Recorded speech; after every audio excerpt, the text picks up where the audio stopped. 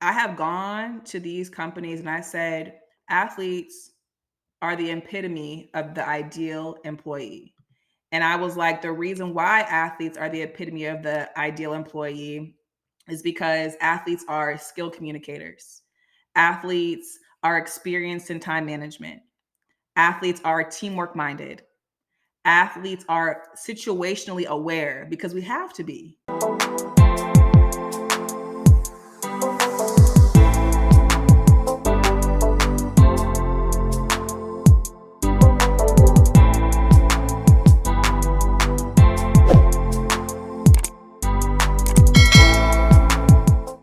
What's going on, everybody? What's going on? What's going on? Welcome to another installment of the Athletes Unite podcast. I'm your co-host, Jonathan Jones, with And my I'm other co-host.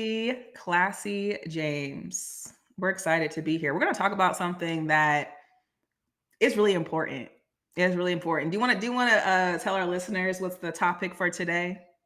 Yeah. So before we get into today's topic, I want to just make sure that you all know that the purpose of this podcast is to drive awareness to this dope event that's coming up. Okay. It's coming up July 15th and 16th. It's the Athletes Unite Conference. Okay. And the conference is going down because it's all about driving awareness, helping us as athletes, helping us understand the tools we need, some Mm-hmm. skills we need, and even the opportunity for employment. So that's why we're diving in on this episode, Classy, because there's something that's been buzzing around a little bit. It's called the Great Resignation. People are leaving jobs. People are leaving jobs like left Mhm, and right, especially diverse employees are leaving jobs. And mhm, so it's a conversation that needs to be had. It's a reason why this uh, this career fair component of the conference is so important. So important. And I think it just ties even more beautifully into the diversity, equity, and inclusion work that I'm so passionate about, and why I was able to really put these employers in a position to say, hey, if you say diversity, equity, and inclusion is important, if you're saying you have a pipeline issue that you need to drive more diverse talent into your company, cut me a check, come to the event, hire these athletes, period. And that was kind mm, of like a quick synopsis. We can probably go into it a little bit more, like how I got into this work and how I was able to identify the fact that there is a huge opportunity here when people are leaving, you know, companies, organizations. It's a great opportunity for these athletes that are looking for employment to find a job. So mm. let's get into it.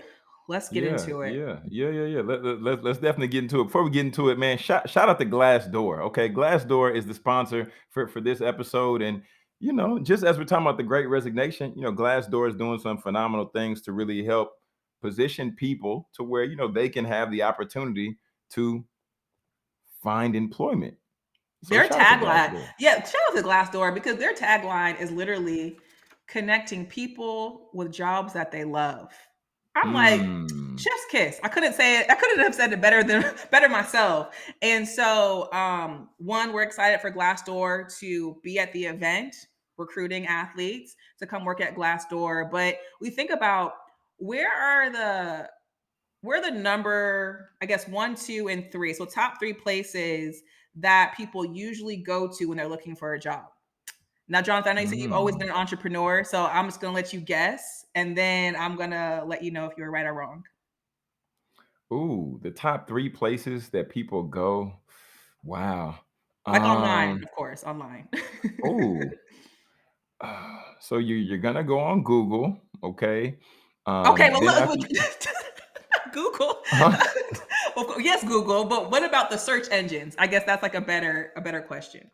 Mm, wow, that's a great classic. Come on, because I don't know. Okay, Indeed, right? So Mm-hmm. Indeed has jobs. Glassdoor has jobs, and then a lot of people leverage LinkedIn because you can find jobs on LinkedIn, right? So those are Mm, the three top places that I would say like people look when they're looking for a job. Now, Indeed and Glassdoor are sister companies. That means they're owned by the same organization.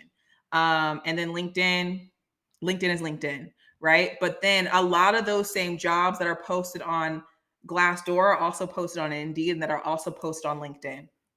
So that's just, a tip. So the fact that we have Glassdoor coming to this event to recruit, they not only like have opportunities for athletes, but they also kind of know some inside scoop on like the best way to position yourself on LinkedIn or on Indeed when applying for certain jobs. Wow. Because you okay, so you said something I want to just really underscore. I want to bold it. I want to italicize it and everything. Because it's one thing to know where to go to look for jobs. It's another thing to know what needs to be on your resume under your experience, or even as an athlete, what non-tangible things that you've done over the course of 2 years, 4 years, 6 years playing a sport Mhm, that can translate into experience to make you look more presentable for a job, for a mhm, career. So mhm. we need to know these things, Classy. You know what? And not only on your resume, but we all know what an algorithm is, right?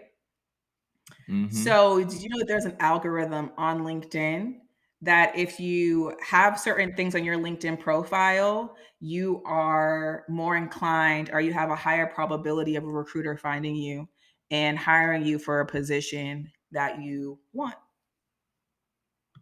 Mm. But people care more about the Instagram algorithm getting people to like their photos, knowing that a like does not pay your bills. A A like, like does not translate to a dollar. It does not. it does not, unless some people maybe, but it's like a small percentage But of people. but that won't set so more than likely. So let's hit on that for a second. Let's hit Yeah. on that because at the this is the Athletes Unite let's hit on it for a second. So on one hand, yes, you can have notoriety. You can be a student athlete that's killing it. You can have the blue check, and your likes may translate to dollars, right? Perhaps. But what happens when there's a point to where you need experiences versus photos, right? You need skill sets versus just, I don't know, success stories. Anyway, let me get off of it. Let me get No, off. we're gonna get into this though too, because I have actually hosted a bunch of LinkedIn workshops at colleges and universities. And I start off by saying, like, how many of you have Instagram? Everybody's like, me, me, me, me, me. I'm like, how Mm-hmm. many of y'all got a LinkedIn? I'm starting to see a Mm-hmm. lot more people actually say me, but they don't have anything on their LinkedIn. So I'll ask someone, Nothing. give me the link to your LinkedIn. I'll pull it up on screen and we'll do a real time audit of your LinkedIn. Mm. And so I ask people too, I'm like, well, how many of you guys want a job? Everyone raises their hand. So if you're saying that you want a job, but you have an Instagram and not a LinkedIn, did you know that LinkedIn is the biggest platform for your personal business brand and connecting you with a job? So when I kind of simplify it in that regard, they're like, oh, let me get on LinkedIn. And then I get a bunch of LinkedIn requests after that workshop. So we'll get into it. I'll do probably a little brief like gem dropping on LinkedIn, but I know we want to first talk about the Great Resignation, Mm-hmm. why you're seeing more diverse talent leaving positions and going applying for other positions and stuff, and kind of like, in my opinion, what stemmed that. And I think it goes back to 2020, the year everybody can never forget. Not because of COVID, but because of the murder of George Floyd. And his tragic murder also was the reason why I leaned in even more into the diversity, equity, and inclusion space. Mm. I am a Black woman from Silicon Valley, from the Bay Area, California. It's very liberal there. Like, I never really experienced racism. I was blessed in that regard. And then I decided to move to Georgia in 2019. And then ish hit the fan in 2020 in so Mm, many ways, in so many ways. And, you know, you remember that gentleman, Ahmad, who was going for a jog and was murdered? mm, mhm, That happened in Georgia, not too far mhm, from where I live. And I have a little dog and we go for walks, and it made me scared to take my dog for a walk because never did I think that me taking my dog on a walk could then correlate with me having to be afraid that someone may want to hurt me because of the color of my skin. And again, this made me lean in even more and realize there's a diversity issue. There's always been a diversity issue, right? But it's mhm, also like, what can I do to help? And that's when I started to really add that diversity, equity, and inclusion component to Shakeout, and then integrate that in raising awareness to athletes and wanting to increase representation of athletes in different industries. But my industry of choice is technology because I'm a tech nerd. I'm from Silicon Valley, and there's a lot of money to be made in the technology industry. So that's kind of, I think, how everything really got going for me when it came to connecting athletes with these different companies, because it didn't just become athletes are great employees. It became, we have a diversity, equity, and inclusion issue in the workforce. In this world, yes, but in the mhm, workforce. So, what I can do is leverage my insight working in corporate America, leverage my superpower, which I believe is the fact that I am diverse. I lean into the fact that I'm a Black female millennial in the technology space. And I'm going to take up space. You're going to hear what I have to say. I'm going to advocate for my community. And my community is obviously the Black community, but my community is also the athlete community. So mm. that's kind of like, you know, how we got to this point where we have a lot of these big tech companies coming to the Athletes Unite conference looking to recruit athletes. And they know that your resume may not include the fact that you've had an internship, and they don't care. They're still there to hire you. Now, where has that Mm. ever happened before? Never. Wow. Wow. Well, and actually, Classy, let me take it a step further. Let's go a little bit deeper. Let's go a little deeper. So Okay. we talked about the opportunity for individuals to get jobs just based on who's going to be there. Glassdoor, shout out once again. And even knowing that having these platforms is great, right? Having these opportunities is great, but one thing that I don't think is talked about as much is that at the end of the day, people do business with people they trust, like, and they know. So at this conference, people have an opportunity to build an authentic relationship with somebody, right? If I've just seen you on the field with the helmet on and I'm like, oh, wow, you can run the hell out of a ball. Congratulations. But now I get to see a different side of you. I get to see you're driven. I get to see you're serious about wanting to get a job because you want to make sure that your mom is good, your family is good. Now that ups the ante because people can make a judgment of you, which presents a great opportunity. When you're right in their face, you give them a firm handshake. You have on a nice professional blouse. You have on a nice tie and a button up, whatever you decide to wear. This is why you got to be at the event, man. You got to be at the conference, man. You got to be here. Yeah. And the thing is, too, I have done all of the hard work. I have gone to these companies and I said, athletes are the epitome of the ideal employee. And I was like, the reason why athletes are the epitome of the ideal employee is because athletes are skilled communicators.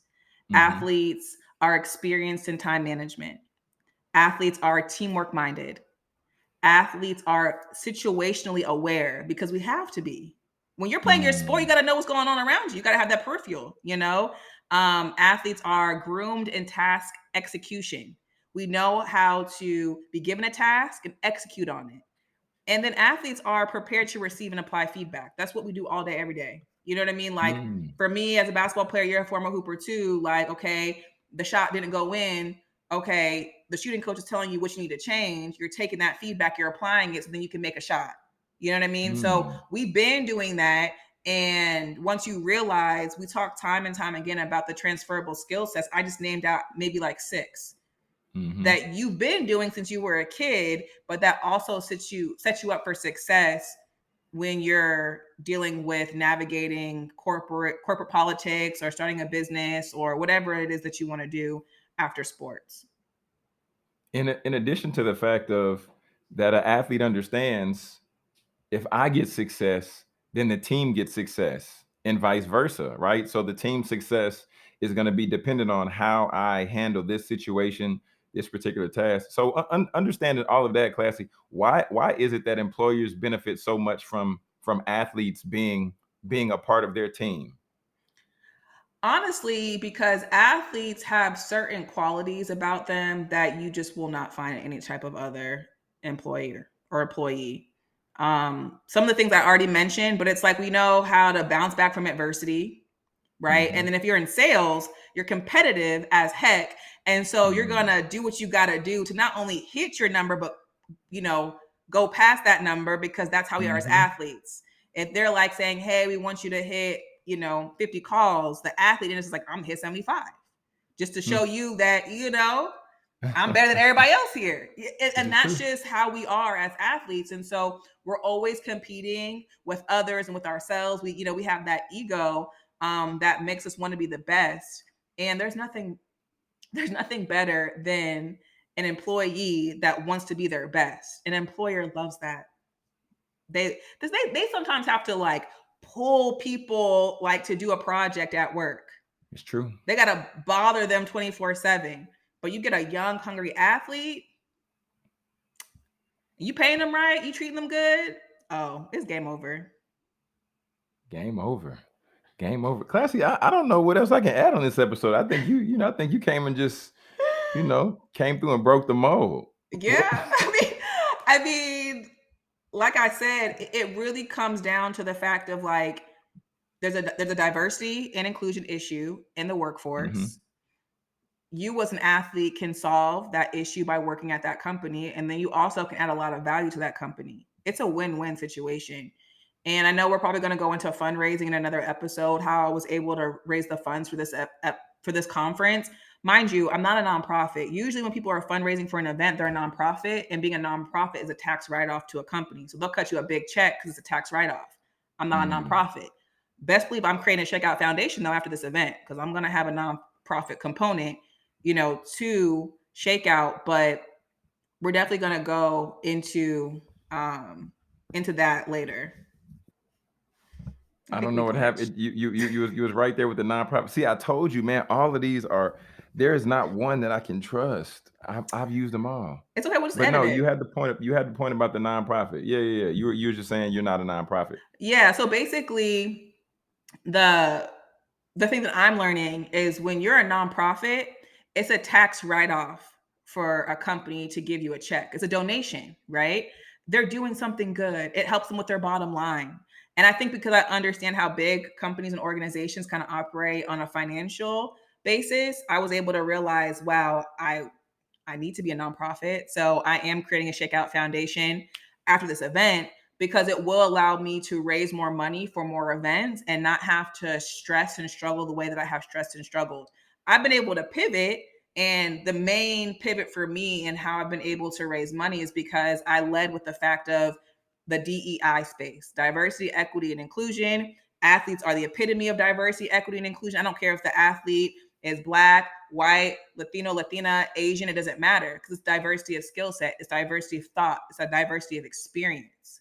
So it's also when I'm talking to these companies, I'm like, what does diversity and inclusion even mean to your company? How are you making investments in diversity and inclusion? Or are you just saying it's important because a black man was murdered and everybody else is saying it's important? So you don't want to be the one company that's like, oh, well, we're not making the investment. Mm. So yeah, come to the event, get a job. Build relationships. Build relate. There, I went to a conference like maybe 3 years ago, 4 years ago. I met a gentleman. Me and him are still connected to this day because we met in a conference and because he was looking to better himself. I was looking to better myself, and now we stay connected and also continue to hold each other accountable. So come to the conference, get your tail down to Atlanta. It's going down July 15th through the 16th. Mhm. All right. There's everything that you need is gonna be in the room. Okay. Everything. Everything you need is in the house. Everything. And then I announced recently how I'm going to have my own Q&A segment. So I'm doing the closing remarks for the conference, and I'm closing it up with a Q&A segment to allow people to ask me whatever questions that you have around life after sports, my journey, being a Black woman in tech, being a serial entrepreneur, just anything. And to your point, you'll have everything in the room, including an opportunity to talk to me and ask me questions that maybe you have. So I'm just I'm just saying this is going to be an event that is the first of many, and everyone that's in the building, whether you're a speaker or an attendee, you're a part of history. Man, there it is. There it is. So if you're not connected already, be sure to go to Instagram.com/shakeout LLC. Or if you all already have Instagram. So just go to Shakeout LLC, type that on Instagram, and the link is right there in the bio so you can sign up, get registered for the conference, and come on, because you do not want to miss out. It's gonna be epic. Classy, what we got for him? You got anything else? Um, we have an amazing DJ too. Like I think that we keep talking about like career and stuff. This is also going to be so fun. Like we have J. Cole's DJ Paradigm. He's our DJ. So I feel like it's low key going to be like an athlete homecoming. Like I'm like Mm, I hope he's gonna drop like the Dream Fest playlist, just a little song. So I didn't go to Dream mm. Fest, it was too expensive for me, and I was fundraising for this event. So it's like our own little Athletes Unite conference version of Dream Fest. Great music, great energy, great resources, free food, free ticket. So I mean, Come on. if you're in Atlanta, you're a former athlete or a current athlete, you're not at the conference, you're weird. That's what I'll Congratulations. say. You played You yourself. played yourself. Okay. You played yourself. So look, y'all come out to the conference, Shake Out LLC. All right. On Instagram. The link is right there in the bio. We're about to get ready to get out of here. But once again, this is the Athletes Unite podcast where the focus is all about, driving that awareness for this life-changing event. And also, just showing you and introducing you to phenomenal speakers, and even get to meet some of these sponsors that are investing into this event because they know how life change is going to be. I'm Mhm. Jonathan Jones, I'm Classy James. and we'll see you on the next one.